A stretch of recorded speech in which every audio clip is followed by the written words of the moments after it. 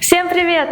Меня зовут Азиза, и мы приехали из солнечного Таджикистана, из Таджикского международного университета иностранных языков. Я от чистого сердца хочу поблагодарить преподавателей Аманжолов University за их труд, за их терпение, старание, за доброту, за вежливость. Также я хотела бы отметить Сапарову Динару Рахметовну и Козлову Анну Львовну за интересные уроки и за знания, которые они мне дали. Я бы хотела сюда еще раз вернуться. Мы приехали в Казахстан, люди к нам очень хорошо относились.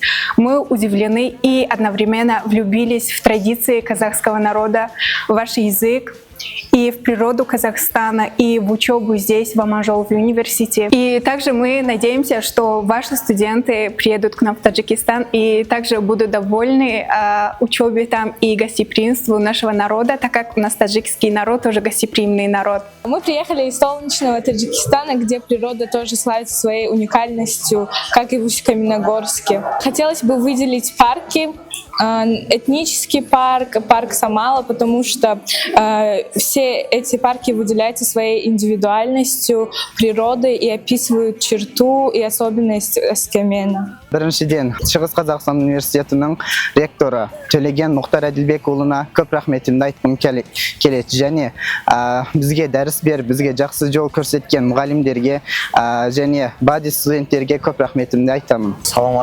Здравствуйте, мы приехали в ВКУ для повышения качества своих знаний и нового опыта.